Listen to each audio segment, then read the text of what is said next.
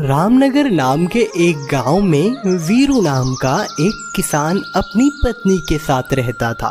वीरू था तो बहुत अक्लमंद, लेकिन एक नंबर का आलसी भी था। अजी सुनते हो, जरा मेरी मदद करो, ये अनाज की बोरी रसोई तक रखवा दो, बहुत भारी है, मैं अकेले नहीं रख पाऊंगी। तो भाग्यवान, एक बार अपनी इस लंबी जुबान से कोशिश करो इसे उठाने की, हो सकता है तुम रख पाओ। ऐसे ही जब भी कोई काम करना होता तब घर के बाहर जाकर जहाँ कहीं भी जगह मिलती वहीं पे सो जाता और शाम को बिना काम के वापस आ जाता।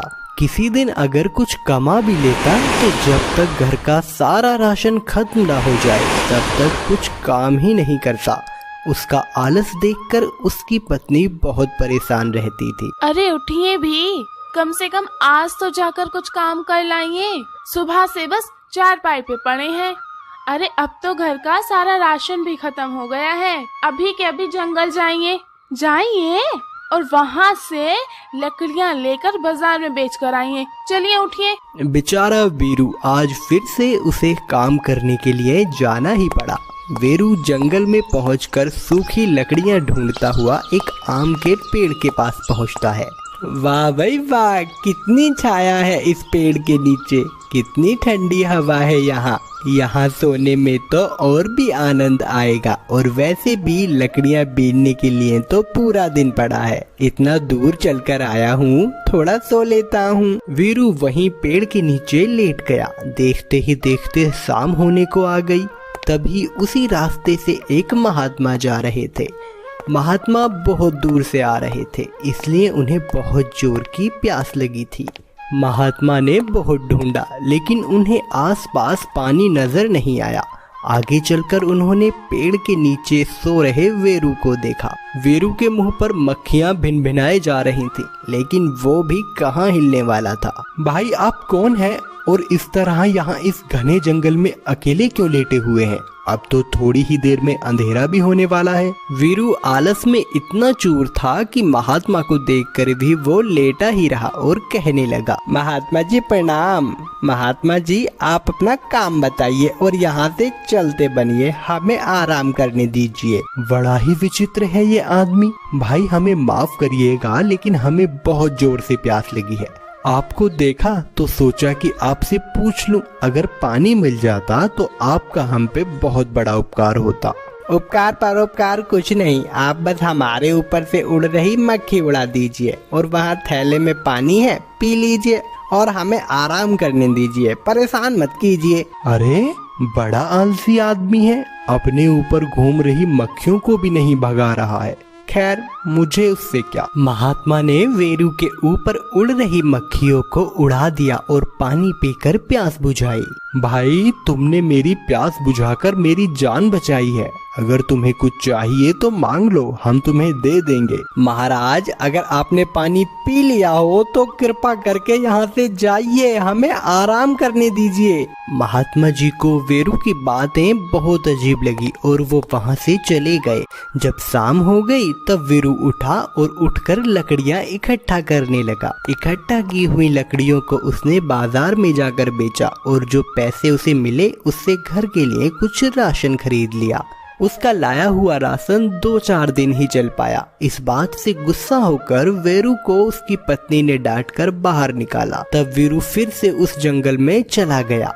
वीरू आज फिर उसी आम के पेड़ के नीचे लेटकर आराम करने लगा और किस्मत का करिश्मा भी ऐसा था कि वही महात्मा उसी रास्ते से बाजार जा रहे थे। उन्होंने देखा कि वो आदमी फिर वहीं लेटा है और उसके पास एक बंदर खिलवाड़ कर रहा है। अरे बेटा देखो, तुम्हारे पास एक बंदर खिलवाड़ कर रहा है और वहाँ देखो तुम्हारे पास एक सुंदर सा आम गिरा है, तुम उसे ले लो।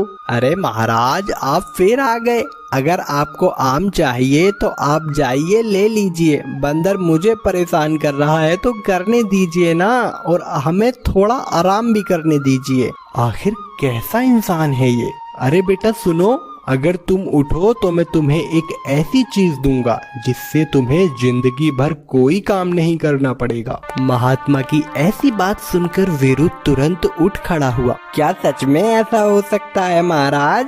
वीरू की बातें सुनकर महात्मा जी मन ही मन मुस्कुराए और अपनी एक अंगूठी वीरू को दिखाकर कहा, ये लो बेटा, ये अंगूठी हमें एक राजा ने दी थी। ये बहुत ही कीमती अंगूठी है। तुम इसे बेचकर जीवन भर अपना और अपने परिवार का सारा खर्चा चला सकते हो। इतना कहकर महात्मा ने वो अंगूठी वीरू को दे दी और वहाँ से चले गए। अंगूठी मिलने के बाद वीरू खुशी के मारे पागल हो रहा था। वीरू ने अंगूठी को अपनी धोती में अटका लिया। उसने जल्दी से कुछ लकड़ियां इकट्ठा की और लकड़ियां लेने के बाद घर की ओर चल पड़ा। कुछ दूर चलने के बाद रास्ते में उसे बहुत जोरों की प्यास लगने लगी। उसने एक जगह रुककर अपना थैला टटोला, मगर उसमें भी पानी खत्म हो गया था। अपना लकड़ी का गट्ठर रखकर वीरू पानी पीने के लिए नदी के किनारे चला गया। पानी पीने के लिए वीरू जैसे ही बैठा वैसे ही उसकी अंगूठी नदी में गिर गई। इससे पहले कि वह अंगूठी को सही से देख पाता, अंगूठी तब तक पानी में डूब गई थी।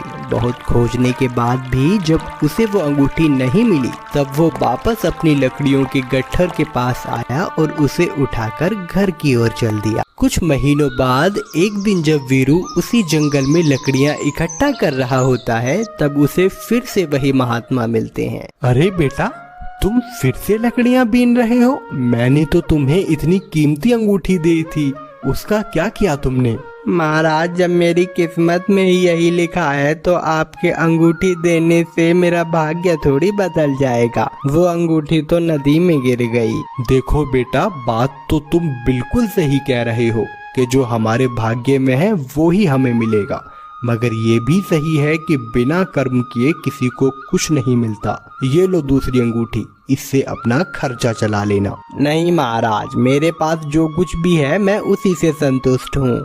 अगर ऐसा ही है तो ठीक है, लेकिन एक बात याद रखना, जो जितना ज्यादा मेहनत करता है उसे उतना ही मीठा फल मिलता है। अपना आलसीपन छोड़ो और मेहनती बनो।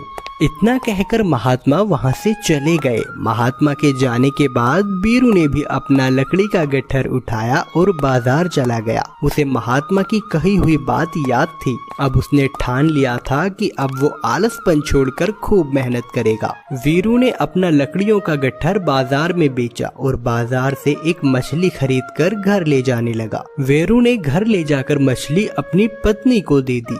जब उसकी पत्नी ने मछली बनाने के लिए मछली को काटा तो मछली के पेट से एक अंगूठी निकली।